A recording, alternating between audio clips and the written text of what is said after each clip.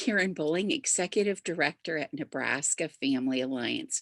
We're grateful you've decided to spend the next 30 minutes with us to get legislative updates and to hear from Senator Tom Brewer, as well as policy experts from Family Research Council and Alliance Defending Freedom. First, you're going to hear from Senator Tom Brewer and the importance of advocacy from Nebraska citizens. We are the only unicameral, and the beautiful thing about that is we're the second house. Your voice truly makes a difference. Then we will inform you about a bill that has major implications for life and abortion that will be heard in our Judiciary Committee this Friday. LB 276 seeks to authorize telemedicine abortion in Nebraska. This is very dangerous policy that would harm women and also substantially increase abortion in Nebraska. We have created an action alert to let your voice be heard. Simply visit nebraskafamilyalliance.org for more information. And finally, we will close discussing religious liberty legislation. We hope this next 30 minutes will be both inspiring and informative to you. To get started, we are honored today to have with us Senator Tom Brewer of Nebraska to share firsthand knowledge about what it's like to work in the legislature and to influence policy decisions for the good of our neighbor. So at this time, I would like to invite Nate Gross, Policy Director at NFA, to introduce Senator Brewer. Welcome, Nate. Well, we're certainly honored today to be joined by Nebraska State Senator Tom Brewer. Senator Brewer represents District 43 in the Nebraska Legislature, and he also serves as chair of the Government, Military, and Veterans Affairs Committee. And I could probably spend the next half hour just talking about Senator Brewer and his life and experiences and credentials. But simply put, Senator Brewer is an American hero. This is someone who has put his life on the line in defense of our country and everything that we hold dear. He served valiantly for 36 years in the United States Army and has received not one, but 2 Purple Hearts. So Senator Brewer, thank you so much for your service to our country, your work, and the legislature, and thank you for joining us here on the call today. Well, thank you for all your hard work. There would be a big void right now if you weren't doing what you're doing. So thank you. Well, it's an honor for us to get to serve and work alongside you in the legislature. And Senator Brewer, I would love for you to get to share. You're leading a different type of fight in the legislature, but it is still very much a battle for conservative principles of faith and freedom and limited government. What is it like for you as a state senator serving in the legislature, fighting for these principles? Well, it's a much different world. You know, the world I was in before, you could find, fix, and deal with the enemies as needed. The problem with the legislature is it's more of a game of chess because you have to figure out how to get things done that you want to or need to get done.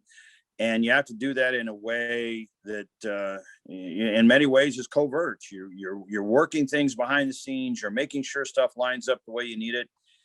And if you're, in someone's face all the time with this, I think that it hurts the cause more than it helps it. So, there's times that I've been much more successful in trying to move pieces of legislation or helping others move pieces of legislation, like Suzanne Geis bill last year, from a position where you don't necessarily show your cards until the very end. And I think that's a strategy that works well in the legislature because there are so many that are into this cancel culture where whatever they can find to crush or change what you're doing, they will do it. And you're really the last 2 years has been more difficult with the change of some of the senators and really not having senators so much as activists. And when that happens, it really hurts the cause of the unicameral.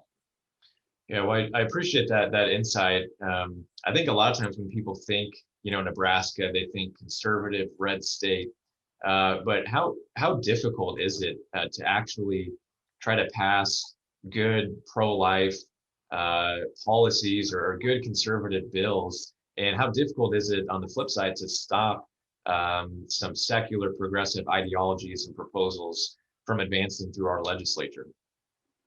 Great question, because if you look at the numbers, I think there are 30, 31 Republicans by name. Unfortunately, of those, you have about 20 who grounded use and will be aggressive in trying to keep the wolves at bay on some of the insanity that we see. And you really need to go in and study some of the bills that are out there right now to understand what we come up against. And I think in the first 2 years, it was maybe some things that weren't quite right, that you had some problems with, but they weren't so wrong, so evil as to want to take away marriage and things that you just shake your head and you go, why is this even being discussed? We're eating up committee time and possibly floor time. And then the other thing that you learn is that many of these very caustic bills are purposely written in a way so that they go to the Judiciary Committee, because they know that committee will likely pass them on to the floor. And if they get to the floor, there's a chance they could become law. And so, we sometimes are not as, wise or visionary as some of those that see the world different than we do. And we end up taking it on the chin on some issues that I wish we could be more aggressive on. And I think we gradually are. Those of us who are trying to hold back this wall of craziness that's coming about here in America, there's days it wears on you. We're blessed to have a Bible study on Wednesday mornings at the Capitol. And that's really kind of our chance to reset for the week and get together and talk about issues. That's that kind of that boost that you need about midweek, so that you can push through some of this, because it does wear you down, because you have to sit there in a committee and listen to individuals come in. And whether it be something, in the government committee, we have things like voter ID, which in my opinion is not something that should be that impossible. If you're going to have the privilege of voting, to make sure that you're legitimate and legal, that's not unreasonable. And we have ways of making sure people have IDs for free, but it's the principle of the thing. They don't want to see that. So you're forced to listen to hours and hours of people coming in this never ending line of folks that are kind of programmed to do it. But it's a false illusion in many ways, because those that come in are the for lack of a better term, the trolls that live and work in the vicinity of the Capitol and can come in and speak, where many of the hardworking Nebraskans are out there trying to feed their families and do the jobs that, that keep them able to have a life. And they're not able to come and express their feelings. So we get this false illusion that these people that come in and testify in these committees are the voice of Nebraska, when it really isn't. Right. And I think that's a great point. It's easy to forget that when you spend a lot of time in our capital, but of course we know that the state of Nebraska is much bigger than our state capital and what happens there. Senator, how can we and people who are watching, how can we support you and other senators in your work to help advance and make good policy for families that protect life and uphold freedom? How can we help support you, and what kind of difference do we see or do you see in your position as chair of a committee when people stand up and make their voices heard on these important issues? Having folks who come and speak, and your organization is a great example, that helps. Your website, where you take and list the bills and then break them down, good or bad, that's invaluable, I think, to the common person, because with 600, almost 700 bills, the average person can't read them or understand them or know how to see the good and the bad. And so by going to your website and going quickly through those, you can understand what's important and what's not. We have hundreds and hundreds of junk bills that don't amount to anything that people probably don't have to worry about. but there are a handful of very poisoned, very, very bad bills that will change life as we know it. And those are the ones we absolutely have to be on top of. Well, as Senator Brewer talked about, you can visit our website, nebraskafamilyalliance.org, click on our bill tracker page, and you can see each of the bills that we're working for and against, a short summary of what they would do and how you can help us support and oppose these bills. Senator Brewer, as I mentioned, you've served for 36 years in the military, put your life on the line. What inspires you to continue to serve? You could be off enjoying your retirement. I know that working as a state senator doesn't exactly pay you very well. So what is it that motivates you to go to work every day at our Capitol to defend and to advocate for the values and principles that we hold so dearly? Well, I've always felt like I was living on borrowed time. I mean, you don't get shot 6 times in one night or get blown up by a grenade and survive that, if the good Lord doesn't have something that you need to do in that time you're given on this earth. And I just always felt like, if I physically was able to continue to give and to help make the world a better place. And I know that sounds like an easy saying, but in reality, you can do a lot to make Nebraska a better place. If you go into the legislature, you'll work hard and you pay attention to the things that are evil. And there is evil in some of the legislation that's out there. And so whether it be the Taliban in Afghanistan, or whether it be folks that are trying to twist the world as we know it in Nebraska, I think the service is still as valuable here as it was there. It's just a little bit different lifestyle. Well, it certainly is. And I think you're exactly right. We know that the decisions that are being made by our legislature, they're going to directly impact the lives of real people for better or worse. And so we need to make sure that we're involved and paying attention and doing everything we can to support the work that you and other senators are doing to defend faith and family values at the state capitol. Senator Brewer, can't thank you enough again for everything that you're doing as a legislator at our state capitol. And thanks so much for joining us today to give us some special insights and pointers about the Nebraska legislature. We're very grateful for you. All right. Well, thank you, sir. Thank you so much, Nate and Senator Brewer. Senator Brewer, we really appreciate your service to the state of Nebraska, not only as a state senator and a conservative senator advocating for family freedom and life, but your service in the military too. On March 12th, the Nebraska Judiciary Committee will hold a hearing on LB 276, which seeks to authorize telemedicine abortion in Nebraska. This bill has major implications for abortion and the health and safety of women. I'm pleased today to be joined by Mary Szoch, who serves as director of the Center for Human Dignity with Family Research Council. Welcome, Mary. Thank you so much for having me, Karen. Well, we love our partnership with FRC, and we are grateful to have you today. I would like you to tell our listeners who are joining us, what do people need to know about telemedicine abortion and the harms of this type of policy?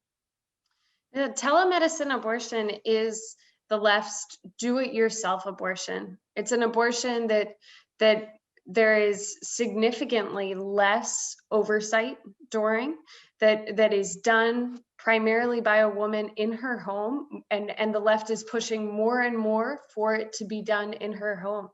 A lot of your viewers, I'm sure, will remember back during the Clinton administration when RU 486, this abortion pill regimen, was first approved, and it was approved under specific guidelines because of how dangerous this drug was, and this actually 2-regimen drug is. So as I said, it's a 2-regimen drug, and the first part of it is a pill, mifepristone, that stops the hormone progesterone, which is essential to the uterine lining, to nourishing the baby in the womb. And the second is misoprostol, which actually causes the baby to be expelled from the woman's body. Before the abortion, ideally, the woman would have an ultrasound to confirm the pregnancy, to ensure that it's not beyond the gestational age at which serious life-threatening complications would occur, and to diagnose something like an ectopic pregnancy. But very sadly, the abortion industry just does not care about women. And it becomes so obvious here, where they're pushing for telemedicine abortions, where even in this situation, we know an abortion is always wrong because it takes the life of an unborn child. But in this situation, abortion becomes 4 times as complicated, 4 times as challenging, and 4 times as likely to harm the woman as well. So a woman is always harmed during an abortion. Her heart is broken, her relationship with Christ is harmed. But in this case, the likelihood of physical complications becomes 4 times greater. The combination of the 2 abortion pills causes severe cramping in the woman. And that's actually a sign that that abortion regimen is working.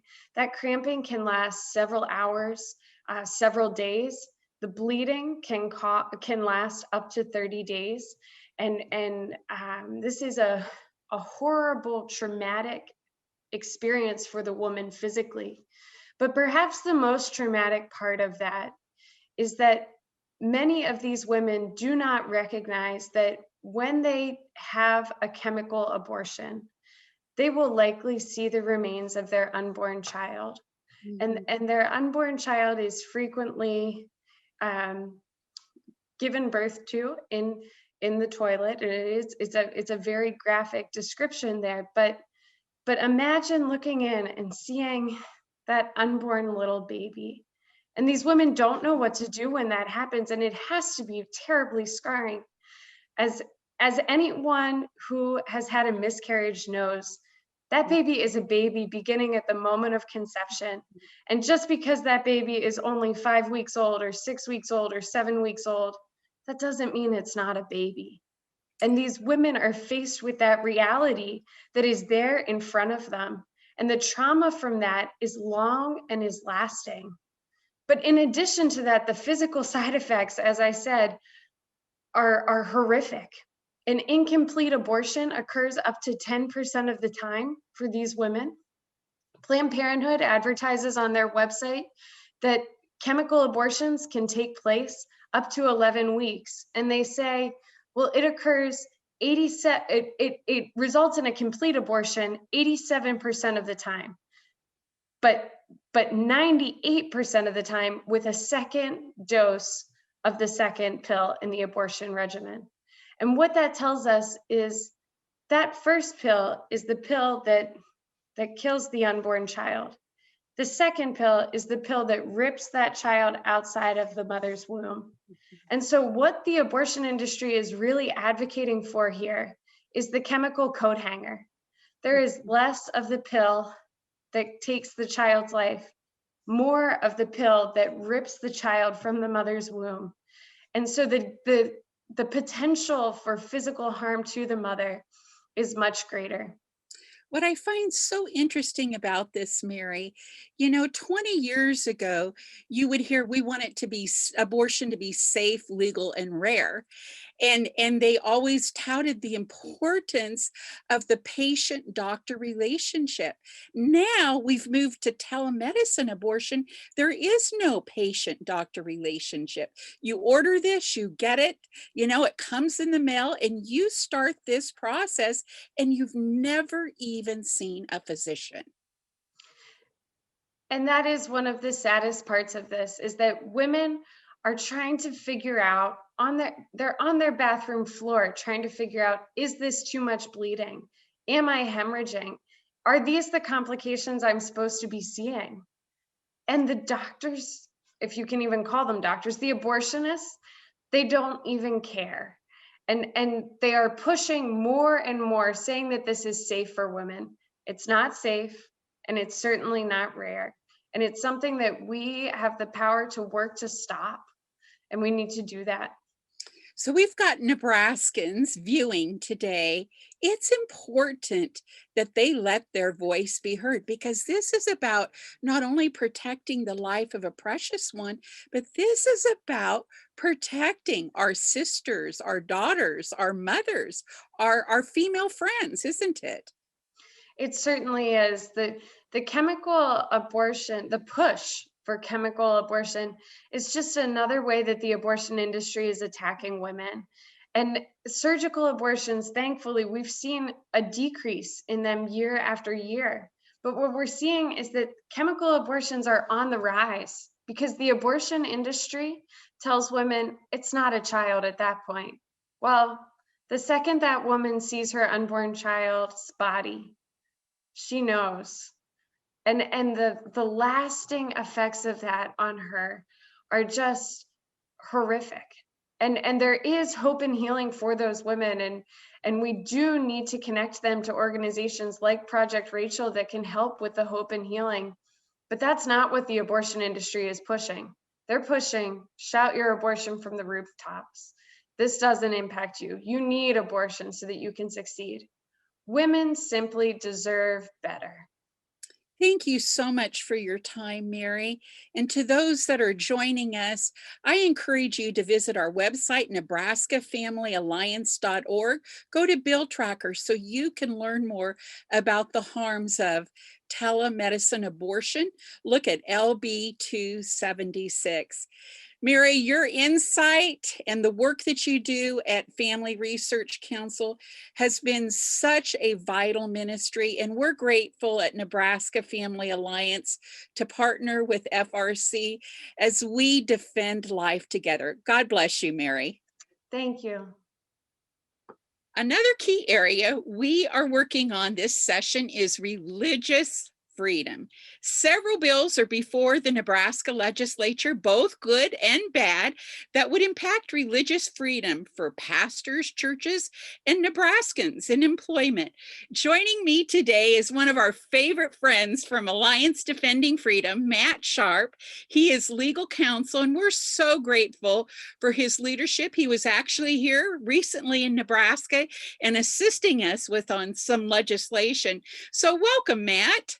Thanks for having me. So, Matt, this year, Senator Geist introduced LB 167 to protect churches and religious organizations from government discrimination. And so tell us a little bit about that. Why is this legislation so important? Yeah. So we saw over the past year during the COVID crisis how, unfortunately, a lot of governments overreached to shut down churches to inhibit their ability to meet together, while at the same time allowing other businesses and things to continue meeting. An example of this is in Nevada, where the casinos were allowed to reopen at 50% capacity, meaning thousands of people could flood in, spend hours gambling, attending shows and things like that, while churches were limited to just 50 people, no matter how big their auditorium was.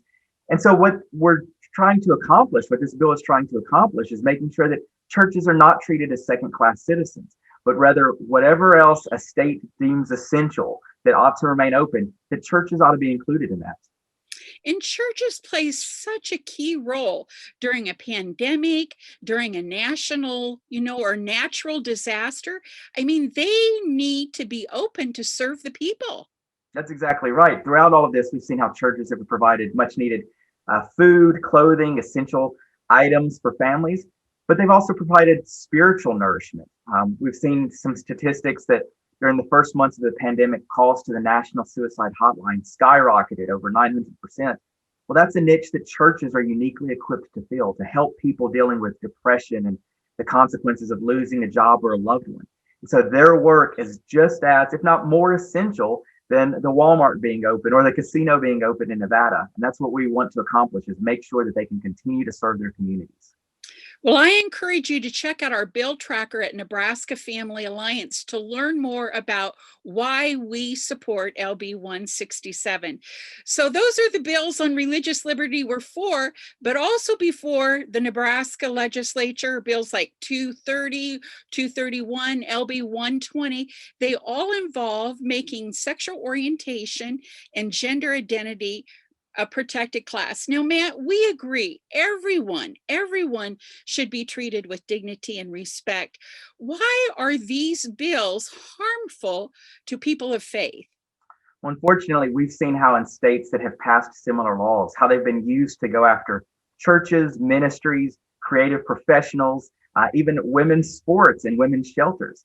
And so, for example, we've seen how in Iowa and Massachusetts, for example, one of these gender identity laws was used to tell a church that if they had an event that was open to the public, like a spaghetti supper, that they would have to compromise and reject their biblical views on what it means to be male and female, allowing a biological male to use the church's women's restrooms or other facilities.